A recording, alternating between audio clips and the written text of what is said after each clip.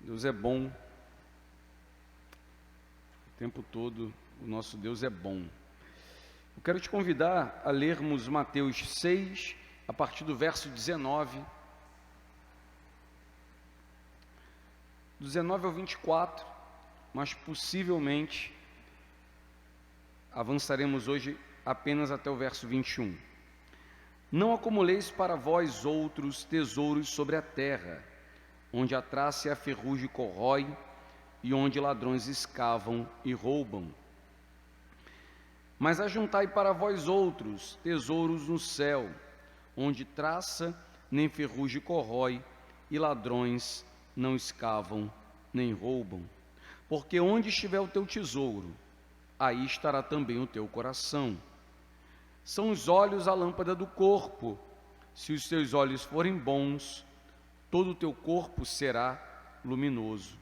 Se, porém, os teus olhos forem maus, todo o teu corpo estará em trevas. Portanto, caso a luz que em ti sejam trevas, que grandes trevas serão.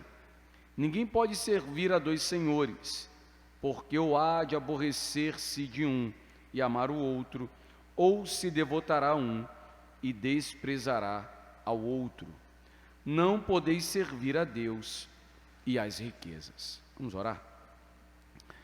Deus, em nome de Jesus, pedimos que o Senhor de nós tenha compaixão e misericórdia e aplique, Deus Santo, essa palavra à nossa vida. Faça-nos entender e compreender a Tua boa vontade, aquilo que tens a nós, aquilo que tens a nos falar, a nos ensinar. Estamos diante da Tua palavra, Senhor, que fala sobre amores, sobre aquilo que colocamos no nosso coração.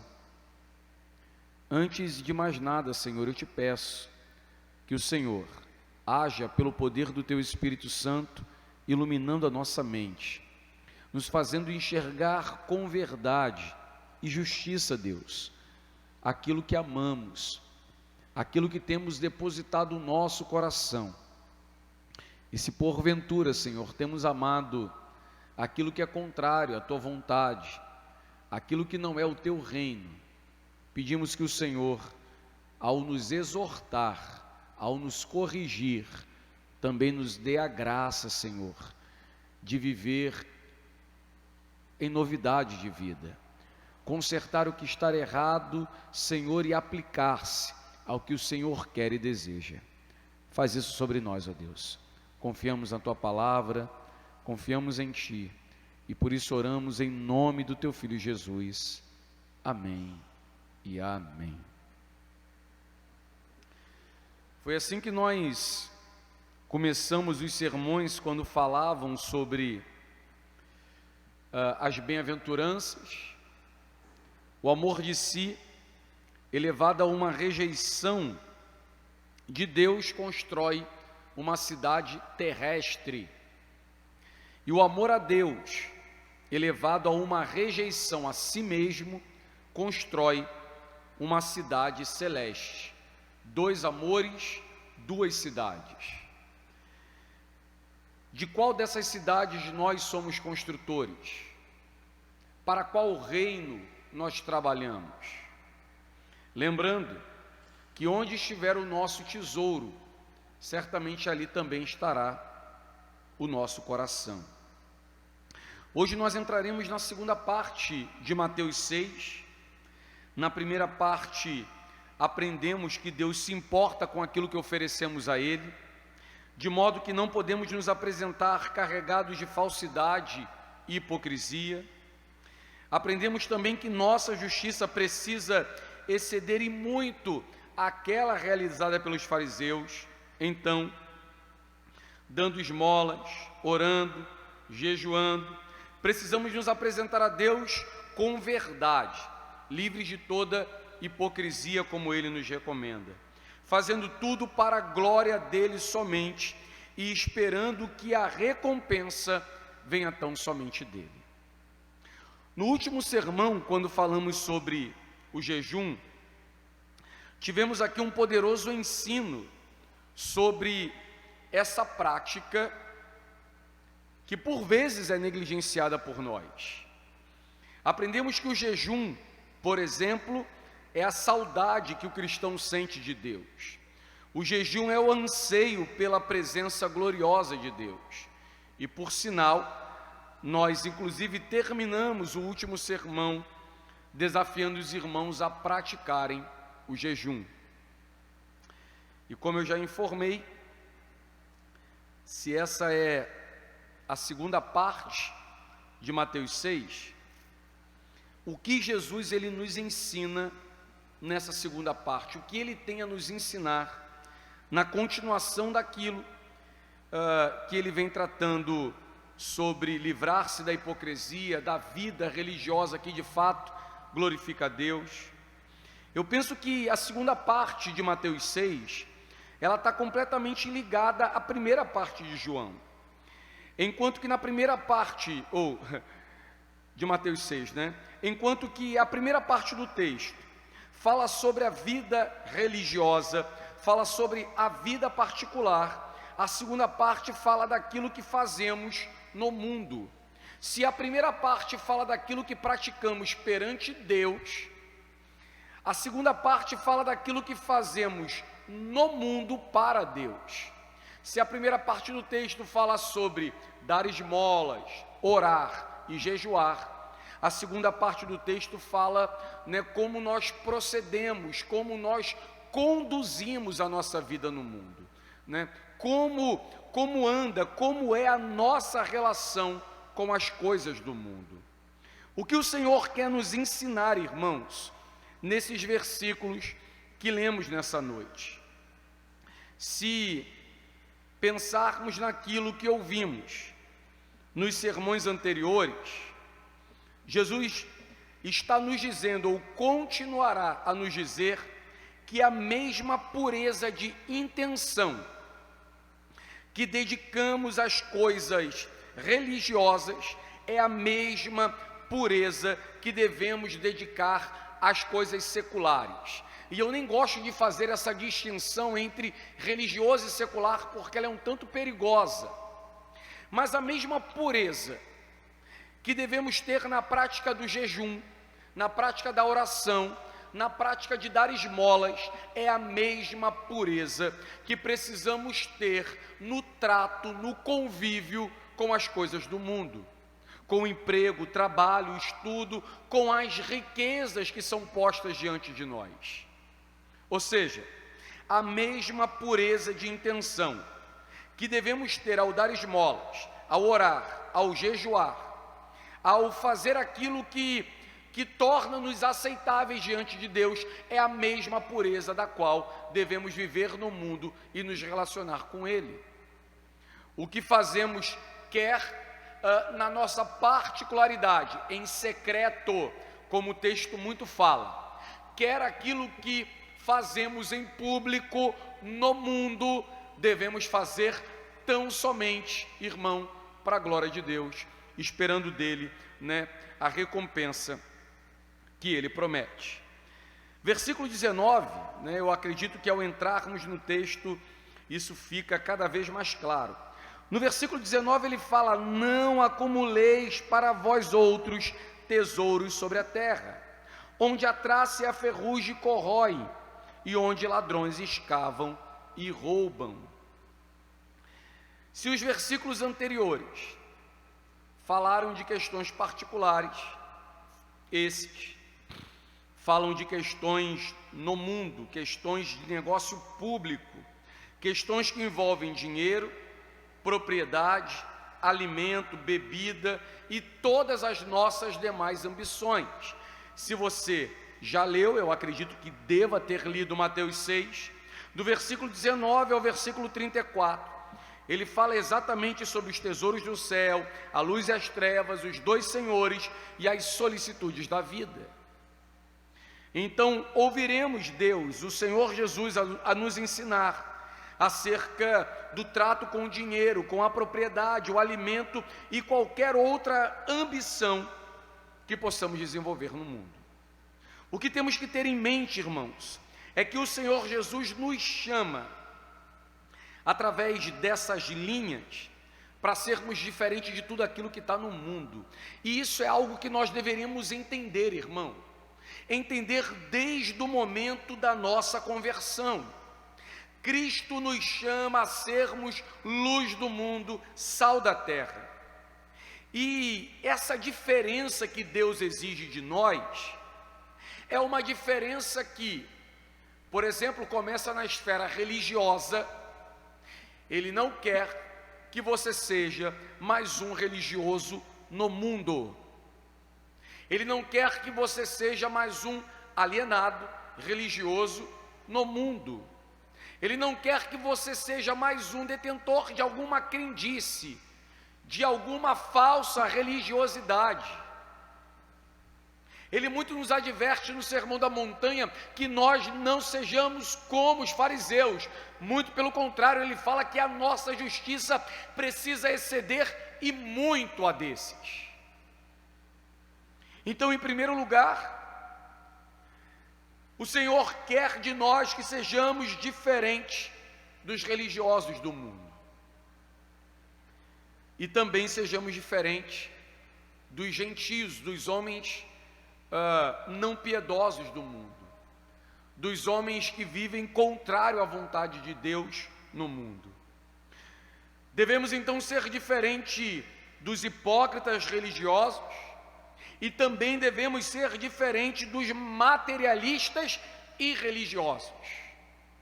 Devemos ser diferente daqueles que exercem crendice meramente religiosa, mas também devemos ser diferentes daqueles que nenhuma crendice apresentam, mas são ultra materialistas e apegados às coisas do aqui, da terra, do mundo.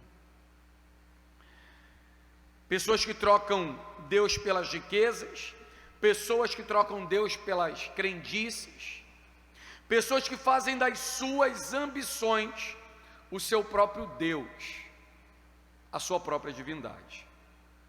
Portanto, Deus quer que sejamos diferentes do mundo.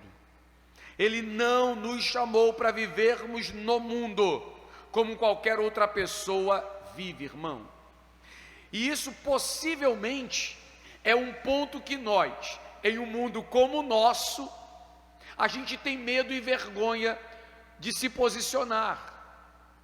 Muitas vezes nós ficamos acanhados e temos medo e vergonha de declarar a exigência de Deus a nós. A exigência de sermos diferentes do mundo, de sermos diferentes da falsa crendice do mundo. Cristo não nos chamou para sermos mais uns dos tais. Você já viu esse texto de forma panorâmica? Já viu esse texto de longe, em uma vista macro dele? Do versículo 19 ao 21, ele fala que há 2 tesouros, um na terra e um no céu. Do versículo 22 e 23, ele fala que tem 2 condições físicas, luz e trevas. No versículo 24, ele fala que tem 2 senhores, Deus e as riquezas. E do versículo 25 ao 34, ele apresenta 2 preocupações: nosso corpo e o reino de Deus. Irmão, você precisa fazer uma escolha: a terra ou o céu, luz ou trevas, Deus ou as riquezas, o seu corpo ou o reino de Deus. Nós não podemos navegar em 2 canoas, não podemos ter o pé em 2 pequenas embarcações. Também não podemos ser ao mesmo tempo construtores de 2 cidades, amando a si e automaticamente rejeitando a Deus, seremos construtores de uma cidade transitória. Afastando-se de si mesmo e amando a Deus, seremos os construtores de uma cidade celestial.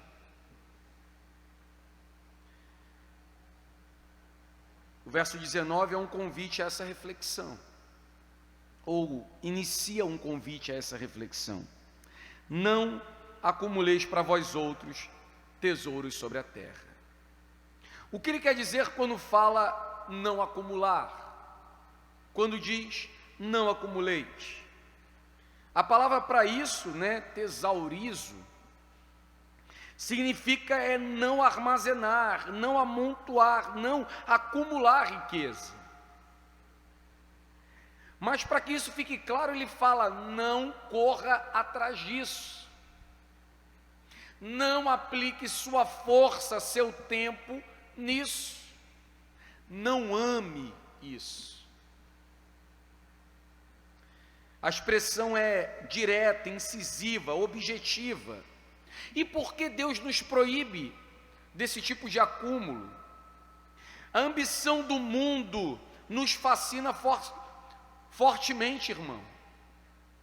O encanto do materialismo é difícil e impossível de ser quebrado por nós mesmos. Quanto mais colocamos os nossos olhos no mundo, mais encantados pelo mundo nos tornamos.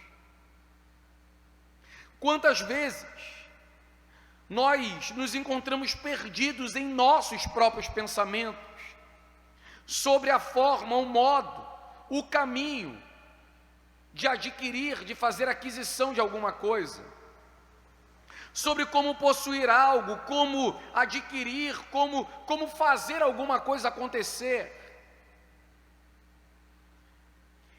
Essas ambições que são despertadas e que muitas vezes nascem e são alimentadas pelo nosso próprio coração, nos fazem ser ansiosos, nos perturbam a mente, o coração, nos tiram o sono, a paz, o contentamento, nos fazem agir, embora sendo humanos, como o avestruz enfiando a cabeça na terra, não querendo enxergar nada além dessas próprias ambições. Essas ambições nos tornam ansiosos, e por vezes, irmãos, muito facilmente essas ambições, que se tornaram solicitudes, nos levam a abrir mão de valores eternos, preciosos para as nossas vidas. Nessa sessão, nessa parte de Mateus 6, Jesus está nos ajudando a escolher o melhor, a melhor parte, para que não nos seja tirada. Ele se preocupa em destacar a insensatez do caminho errado, do caminho terreno, da solicitude pelas coisas da vida que leva à desgraça, ao vazio. E ele aponta a sabedoria do caminho certo. Assim como ele fez anteriormente, quando nos ensinou sobre a oração, aqui ele nos ensina sobre as ambições e coloca diante de nós, irmão, o falso e o verdadeiro, um em oposição ao outro, e precisamos fazer uma escolha. Eu não creio que, de modo algum, Jesus esteja condenando todo tipo de riqueza. A proibição, como nós vamos ver a seguir, não é sobre a relação com as coisas, mas sobre o amor colocado nas coisas. Não é sobre termos ou desfrutarmos ou possuirmos algo, mas sobre o nosso coração ter sido posto nesse algo. Não temos nesse caso, irmãos, da parte de nosso Senhor, por exemplo, uma proibição do uso do dinheiro, nem mesmo da propriedade privada. Não temos aqui uma proibição à economia ou à boa administração do lar. O Senhor não está nos proibindo de termos um fundo, por exemplo, emergencial, haja visto que a própria Escritura louva a sabedoria das formigas.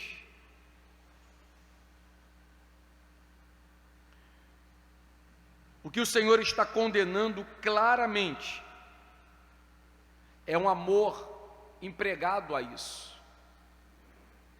Como nos diz Paulo em 1 Timóteo 6,10, o problema é o amor ao dinheiro, que conforme ele diz é a raiz de todos os males.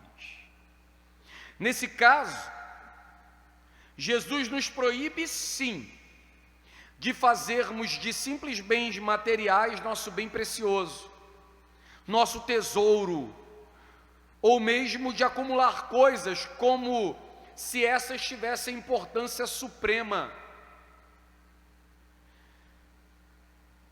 Voltemos os nossos olhos ao versículo 19, porque isso fica claro. Ele fala: não acumuleis para vós tesouros na terra, onde traça, ferrugem corrói, e onde ladrões escavam e roubam. O que a gente precisa entender aqui? Talvez Eclesiastes, aquele texto zangado, nos ajude nessa compreensão, O pregador em Eclesiastes, o sábio, ele provou de tudo, experimentou tudo, foi construtor de edifícios, preparou exércitos, ganhou riquezas, teve mulheres, participou de muitas, milhares de festas, teve tudo aquilo que uma alma vazia deseja desfrutar no mundo. E depois de tudo desfrutar, qual é a conclusão que ele chega? Vaidade.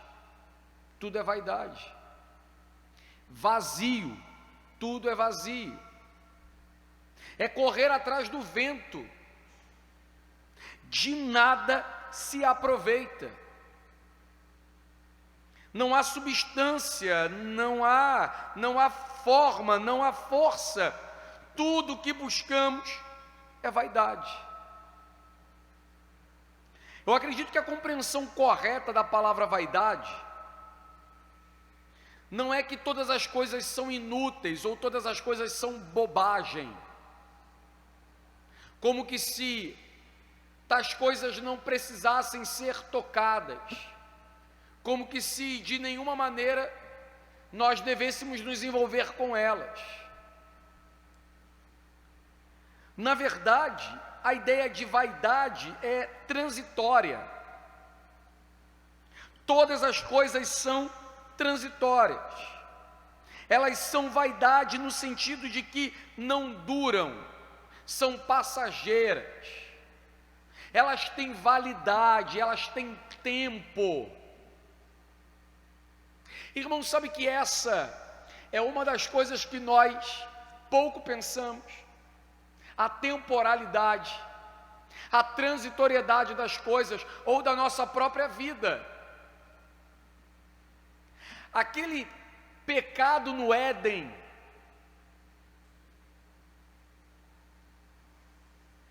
ele foi responsável por fazer as horas do ponteiro rolarem para cada um de nós com princípio e fim, de modo que nós somos, como aquilo que Pedro diz, como a erva do campo. Nascemos, vivemos e florescemos, morremos e desaparecemos. Assim como as coisas desse mundo, nós somos temporais, passageiros.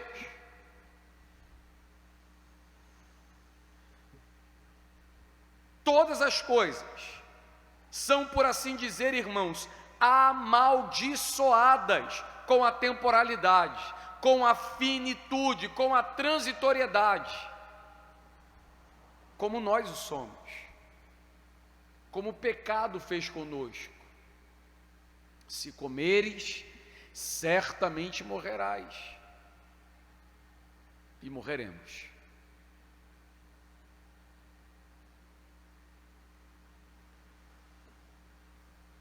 Quando eu morrer, quando você morrer, o que você levará consigo? Eu digo, você levará exatamente aquilo que trouxe para esse mundo, nada. Como Jó disse, nu saí do ventre da minha mãe, nu voltarei para lá. Ou seja, sem nada sair, sem nada partirei. Nesse caso aqui, traça, ferrugem, ladrões, caracterizam as adversidades sobre a transitoriedade das coisas.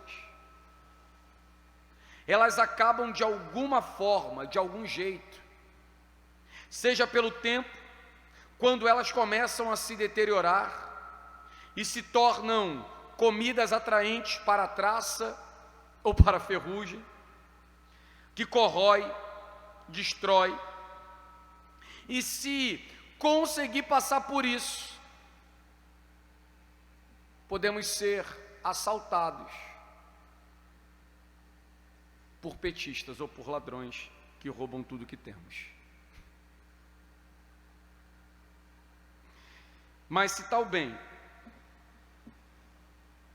consegue passar pela traça, pela ferrugem, e se não for assaltado,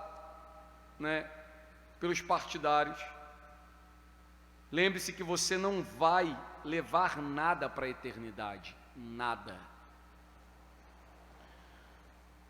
O que é da terra fica na terra, de modo que todas as coisas daqui estão amaldiçoadas com a temporalidade, com a transitoriedade, ou seja, não são eternas. Eu acabo, vou acabar um dia. Você acaba e acabará um dia. A cadeira, o microfone, tudo, a nossa conta no banco, os nossos bens, é tudo daqui, e tudo isso aqui ficará. Irmãos, eu confesso que esse talvez seja um dos assuntos mais complicados de penetrar o nosso coração. Irmãos, nós estamos tão impregnados de materialismo, que é difícil conseguir entender e reconhecer, conseguir desvencilhar-se por completo das coisas do aqui e agora. Às vezes o nosso coração está tão fundido nas coisas do aqui, que ele precisa passar pelo fogo, para que a gente consiga soltá-lo disso, ou seja, ser provado. Muitas vezes Deus precisa nos tirar tudo, para que a gente perceba que a gente não precisa de tudo para viver.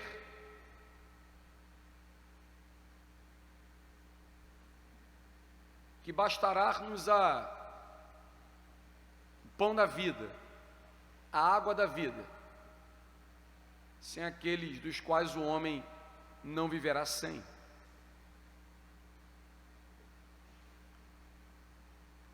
Nesse ponto aqui, eu reforço essa importante observação.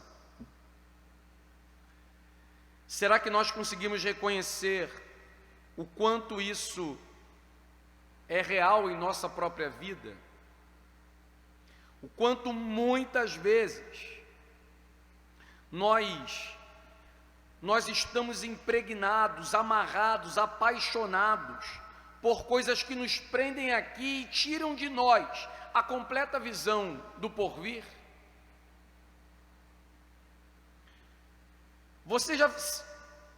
Você já se viu alguma vez perseguindo algo?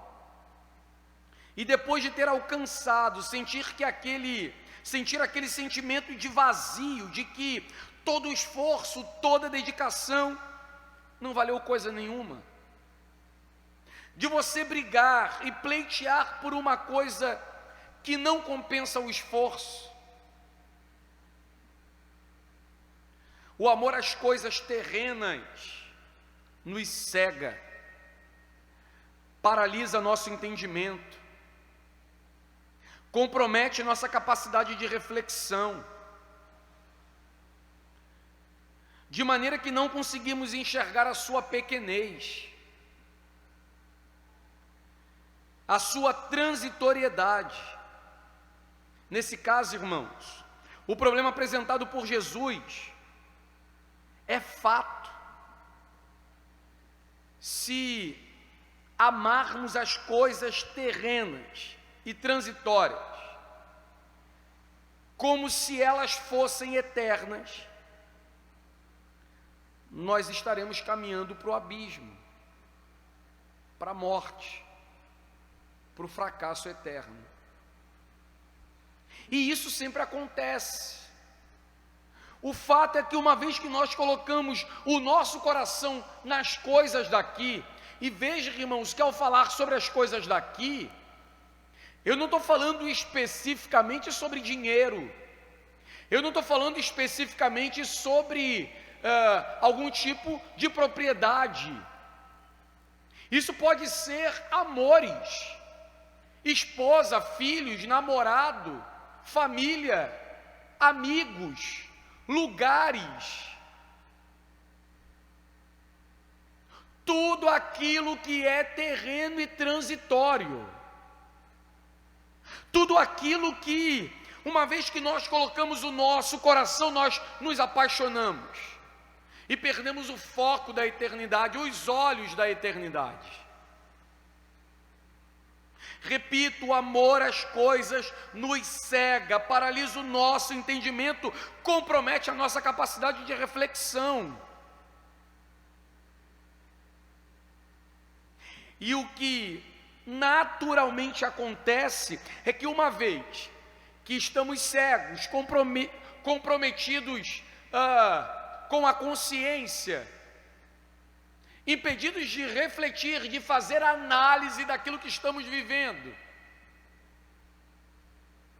nós passamos a lidar com essas coisas transitórias e finitas como se fossem eternas e permanentes.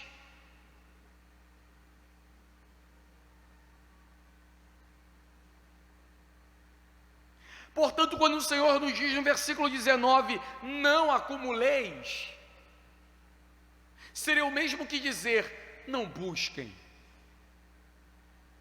não empreguem força nisso, não coloquem nisso o seu coração.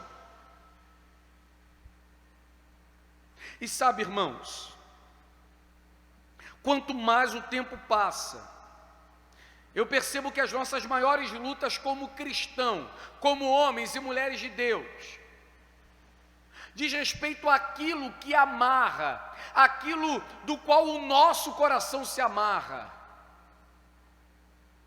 Amantes de si, naturalmente queremos satisfação desse eu, desse si. Queremos saciar esse eu, esse si. De modo que tudo que buscamos é para si. É para manutenção, para o orgulho, para o avultamento desse eu. E perceba, irmão, seja sincero com a sua própria vida. Seja sincero que Cristo nessa noite, por sua graça, liberte a sua consciência para que você enxergue isso. Isso nos faz parar a nossa caminhada, a nossa espiritualidade. Toda a nossa luta e labuta diz respeito às coisas daqui.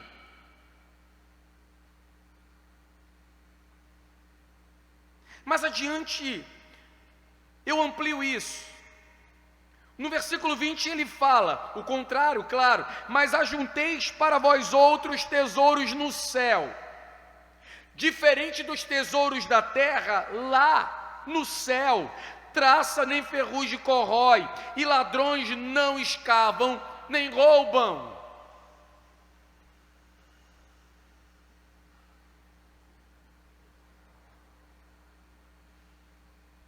Das trevas para a luz, do transitório para o eterno, do nada para o tudo.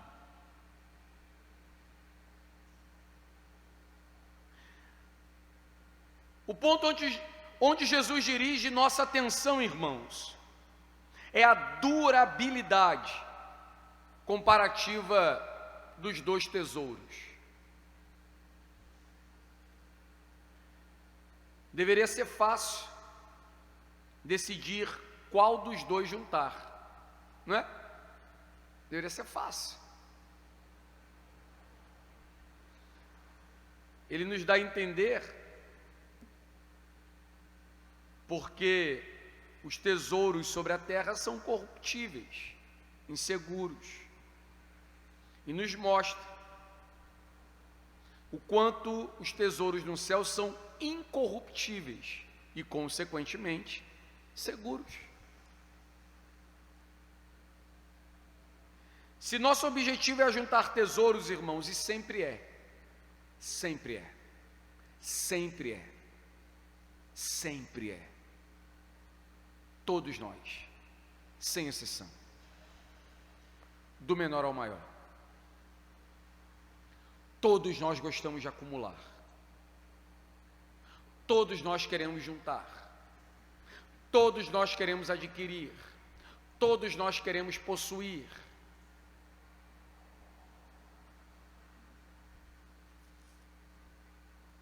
E claro, todos nós nos julgamos ser inteligentes e queremos juntar do melhor, o que dura, o que permanece.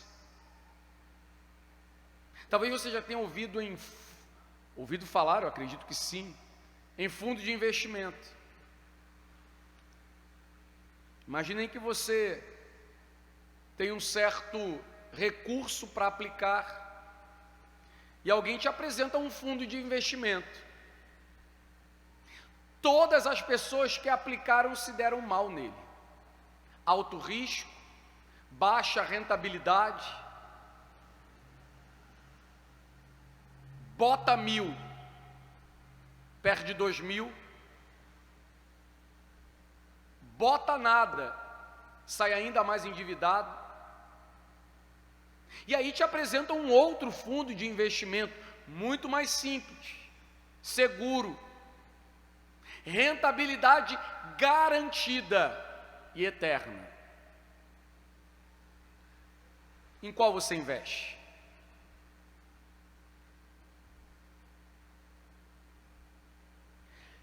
Agora responda para você mesmo: em qual de verdade agora você está investindo?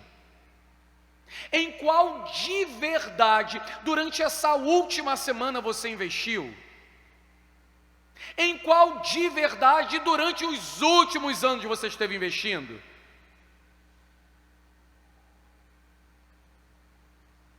Parece fácil escolher, né, irmão? Mas não é.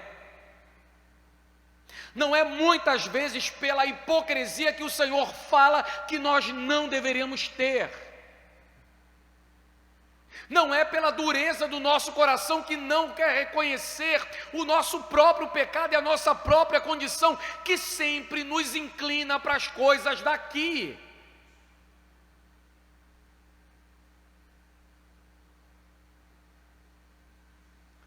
Eu vou dar um exemplo prático e fácil disso, irmão. Se somos uma igreja de 50 pessoas, e que sejamos, e passamos necessidade como uma igreja de 50 pessoas, isso é prova inquestionável que entre nós há santos de Deus que estão amando as coisas transitórias, passageiras do mundo, ao invés de amar e se dedicarem a coisas eternas.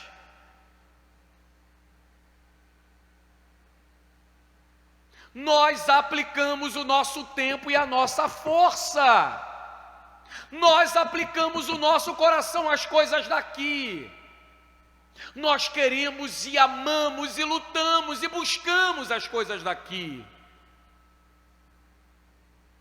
E quando confrontados quanto aos nossos amores, nós queremos, por exemplo, dizer que Deus entende.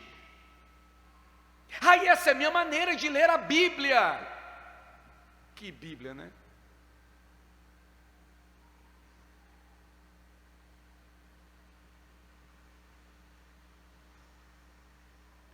Jesus nos diz que devemos tirar os olhos de nós mesmos, irmãos. O que Jesus está dizendo é que nós devemos tirar os olhos de si.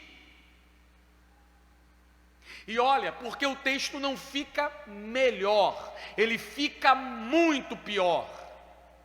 Porque conforme caminhamos nessa segunda parte de Mateus 6, ele vai falar que inclusive as coisas necessárias para sobrevivência, para sua subsistência, são secundárias frente ao reino de Deus. Comer, beber, vestir-se, isso é nada.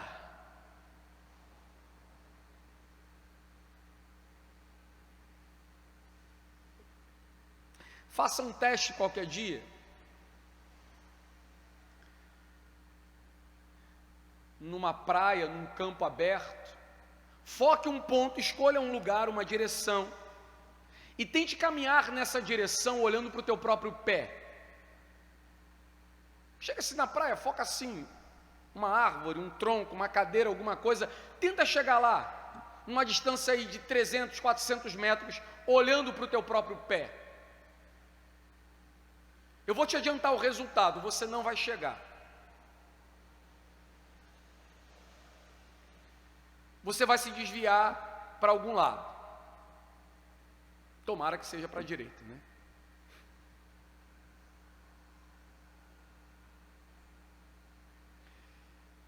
Faça o seguinte, o mesmo teste. Foque a direção e ande de cabeça erguida olhando para ela. Foque lá a árvore, o tronco, a cadeira. Depois, se for na praia, por exemplo, olhe para os seus passos. Possivelmente você verá uma perfeita linha reta. Esse amor de si para si, que nos faz ser construtores de uma cidade terrestre,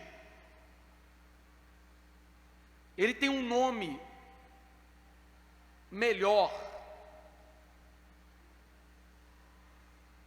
Ele chama-se egoísmo, narcisismo, doença do eu.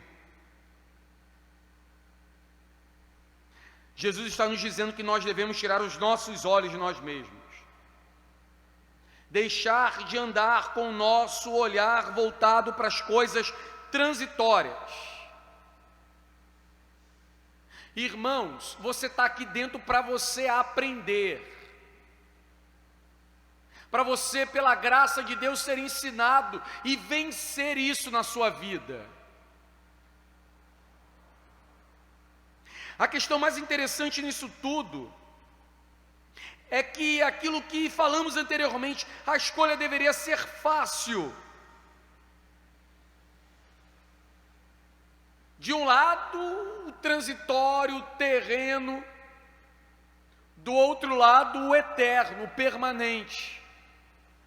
De um lado, o fundo de investimento furado,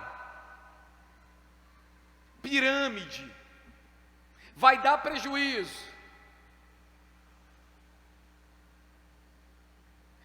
É uma experiência que eu sempre tive com um amigo, desde a época do seminário. Já aconteceu aqui várias vezes, Toda vez que ele falava assim para mim, encontrei um modo, uma forma de ganhar dinheiro fácil, eu falava, é do diabo. Se tem forma de ganhar dinheiro fácil, não pode ser de Deus. Porque segundo a Escritura, desde o pecado do Éden, do suor do teu rosto comerás. Encontrei um telex free, vai dar errado, deu. Encontrei um negócio assim, vai dar errado, deu.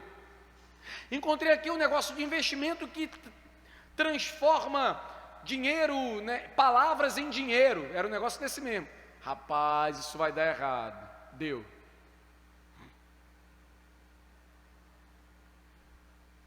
Ainda bem que a gente era muito amigo, porque do contrário, seria alguém dizendo assim, está amaldiçoando. Não, estou só dizendo que a verdade que você não está vendo. E eu falava, tu é tapado demais para enxergar, isso não vai dar certo. Isso não vai dar certo. Buf, não deu. Homem, deixa de acreditar nisso. Deixa de acreditar que Deus nos chamou à facilidade.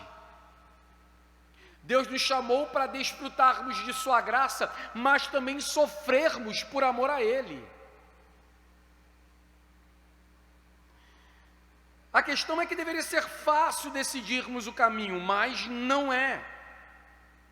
E não é porque, irmão, irmãos, nós somos bombardeados de informação o tempo inteiro. Como é que a gente projeta a vida? De tal ano a tal ano estudar, colégio, ensino médio, de tal ano a tal ano faculdade, mestrado, doutorado, ou, dependendo do caso, trabalhar, casar, comprar um carro, uma moto, com tantos anos ou antes de tantos anos, ter uma casa, ter filhos, poder fazer isso, poder viajar para aquele lugar, poder fazer assado. Percebe que as nossas construções, os nossos projetos, as nossas projeções são terrenas, irmãos. Tudo que vislumbramos, tudo que vemos, tudo que pensamos está aqui, está no agora. Daí nós somos confrontados com a verdade, que fala que nós devemos tirar daqui o coração, e que se nós moldarmos e vivermos a nossa vida nessa mesma posição, vai dar errado.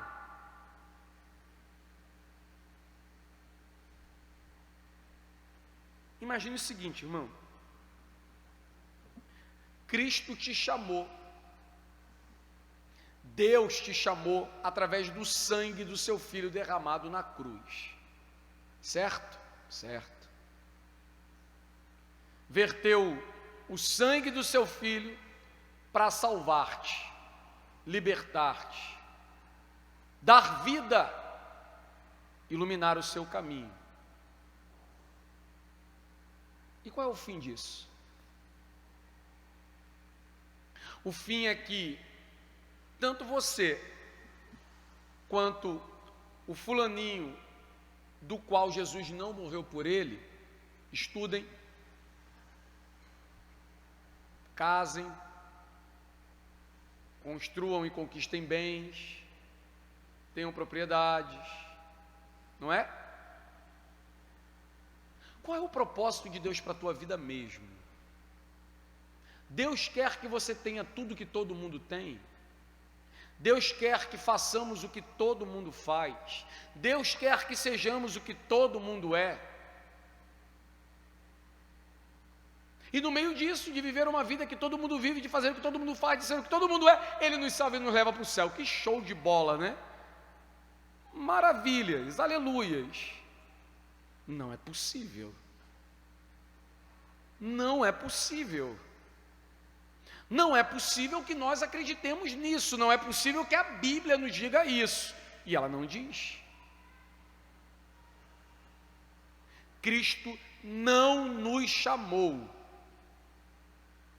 não nos vocacionou, não nos tirou do lamaçal do pecado, da escuridão, das trevas, de uma vida de porfia, de orgia, de bebedeira, de devassidão, para que a gente passasse nesse mundo sem dar frutos, sem anunciar o seu nome, sem glorificá-lo, sem viver para Ele.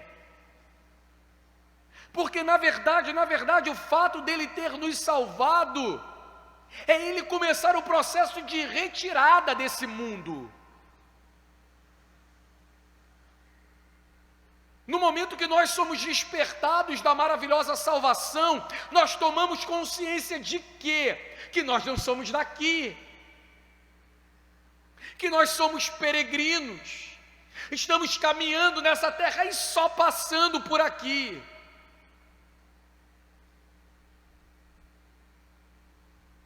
De maneira que nada aqui deveria encher os nossos olhos, ocupar o nosso coração, preocupar-nos a mente. Nada. Um texto tão fácil, mas quando a gente olha para dentro do nosso coração, tão difícil, irmão. Eu oro para que o Senhor te leve a você refletir nisso, e você clame, grite, chore, pedindo: Senhor, liberta de mim mesmo. Liberta-me das minhas solicitudes, liberta-me do meu coração, liberta-me das minhas preocupações, liberta-me da minha ansiedade, liberta-me de mim mesmo, liberta desse meu amor pela transitoriedade. Liberta-me, Senhor.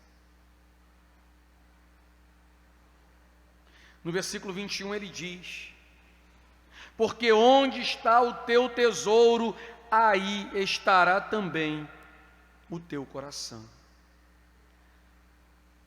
Eu acredito que a gente não tem dúvida disso, né? É interessante a gente notar que no Sermão do Monte, repetidas vezes,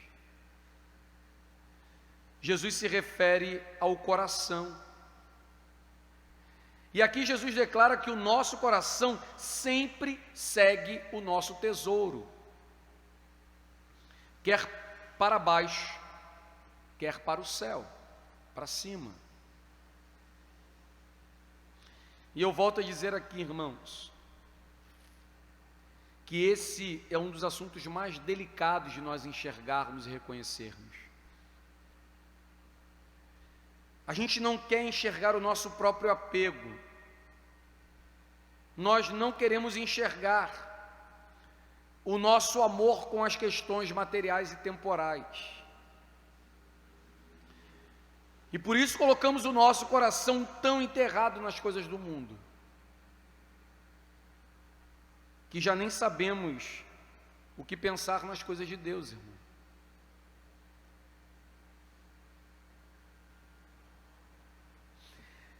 A pergunta que você deve se fazer é: o que é o reino de Deus? O que é a obra de Deus? Encontrando a resposta, e essa deve sair da própria Escritura, é nisso, meu amado irmão, minha amada irmã, que você tem que aplicar o teu coração, com toda a tua força, com todo o teu coração, com todo o teu entendimento. Muitas vezes é difícil falar disso, refletir nisso, porque não queremos reconhecer que nós somos assim. E somos, irmãos. Não há um de nós nessa noite que seja perfeito nesse assunto. Um só. Não há um só aqui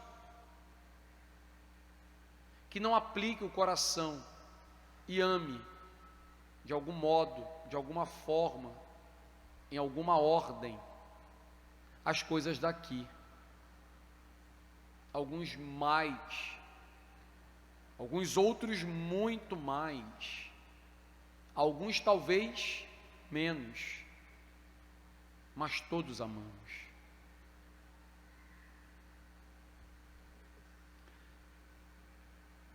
Pensar que essa obsessão nem sempre acontece com as coisas eternas. Nós não traçamos planos que impliquem um desenvolvimento espiritual. Não temos projeto de acúmulo de riqueza no céu. Nós fazemos projeto para aquilo que faremos em 2022, em 2023, em 2024, mas nós não fazemos nenhum projeto sobre a nossa espiritualidade.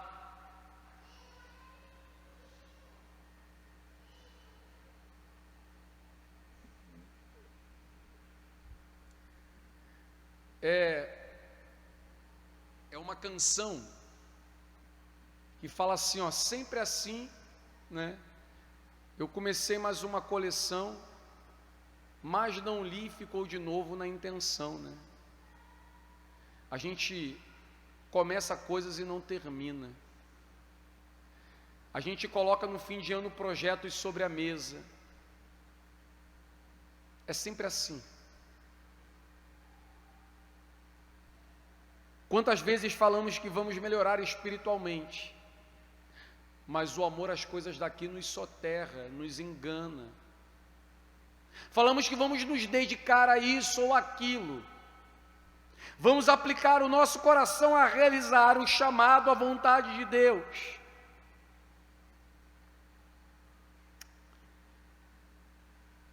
Ele nos diz, porque onde está o teu tesouro, aí também está o teu coração. O chamado de Jesus, através dessas palavras, é um chamado para fora, para nós nos voltarmos para Ele, para nós sairmos da condição transitória, passageira.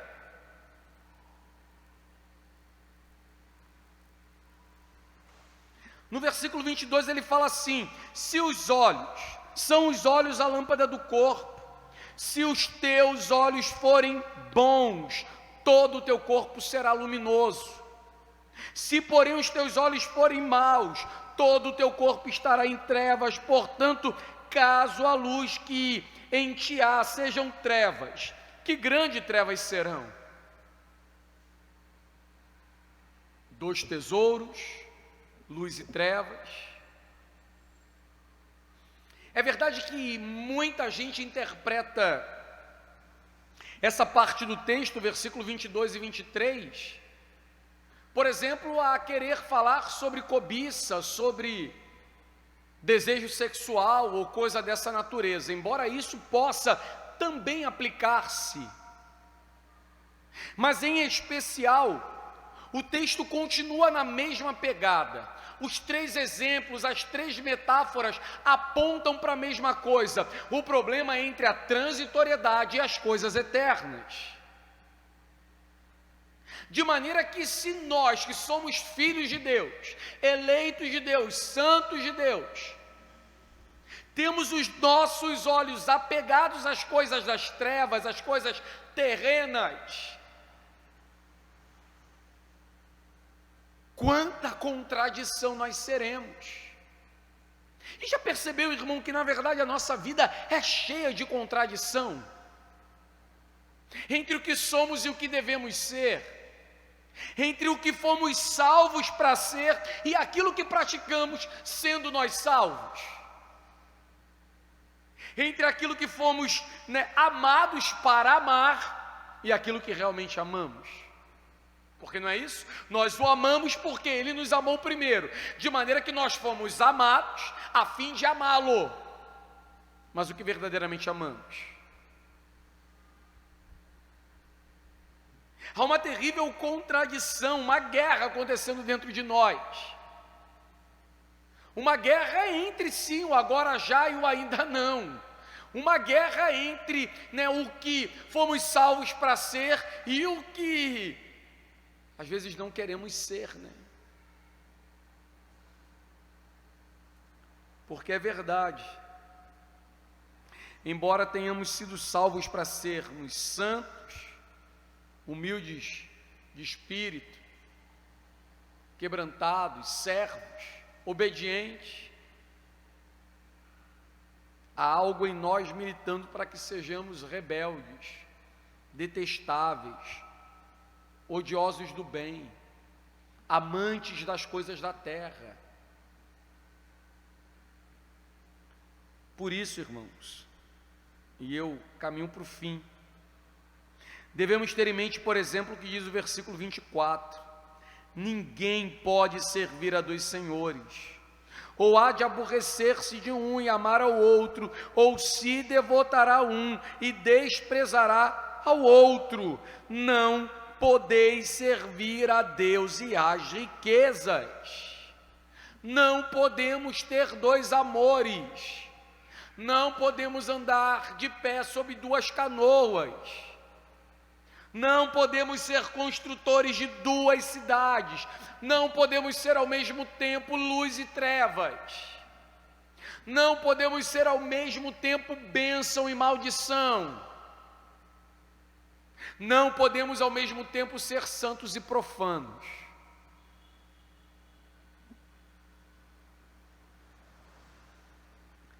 Não podemos amar a Deus e Baal, não podemos amar a Deus e a riqueza, não podemos amar a Deus e o mundo. Se alguém ama o mundo e o que no mundo há, o amor do Pai não pode estar nele.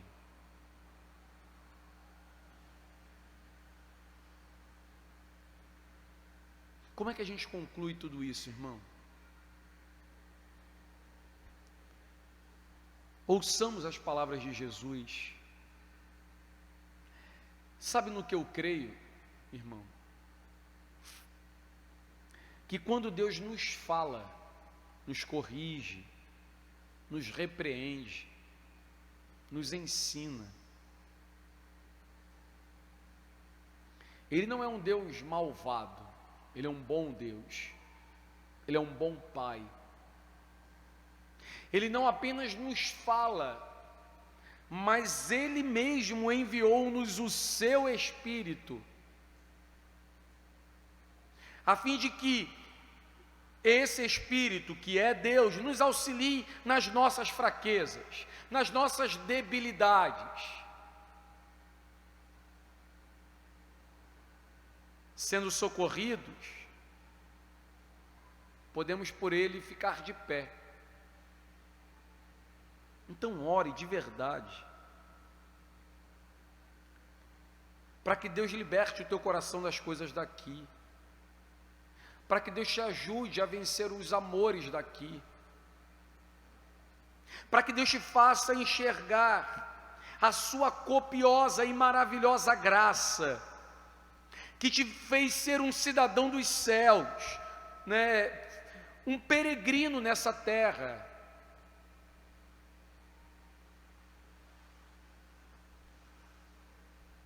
Ore para que o Senhor edifique-te, fortaleça-te,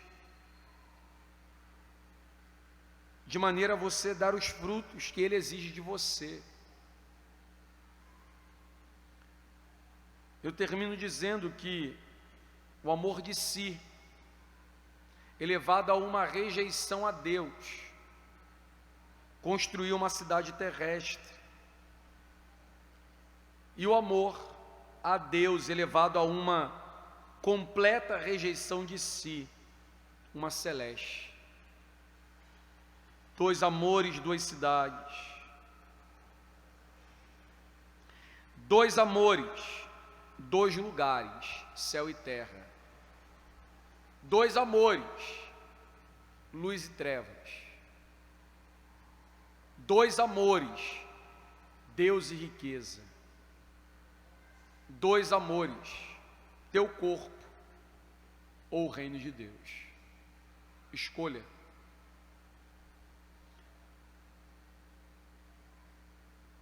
De qual amor nós seremos escravos? A que amor nos apegaremos? De qual cidade seremos construtores?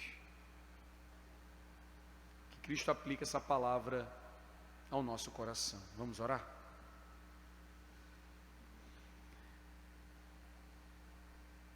Santo Deus, Pai nosso, Senhor nosso, Deus nosso, a Ti clamamos, ó Deus, porque absolutamente tudo vem de Ti, tudo provém do Senhor.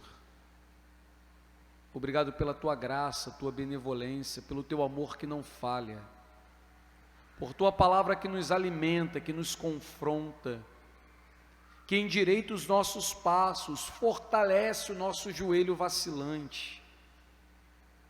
Obrigado por tua visitação nessa noite, Pai, porque certamente fomos visitados por ti. Que o nosso coração trema, estremeça diante da verdade proclamada em tua palavra, e que a nossa vida encontre o caminho, a justiça, a verdade, que a nossa vida seja iluminada e dirigida pelo teu poderoso Espírito. Obrigado por falarmos, mas agora também te pedimos, ajuda-nos a mudar, ajuda-nos a amar o que tu ama, ajuda-nos, Senhor, a aplicar o nosso coração às coisas eternas, que não acabam, que não cessam, que não terminam. Eis-nos aqui, Senhor. Faz agora o Senhor em nós a tua vontade e glorifica o teu nome através de nossas vidas. Por isso mesmo oramos em nome de Jesus. Amém. Cantemos a Ele.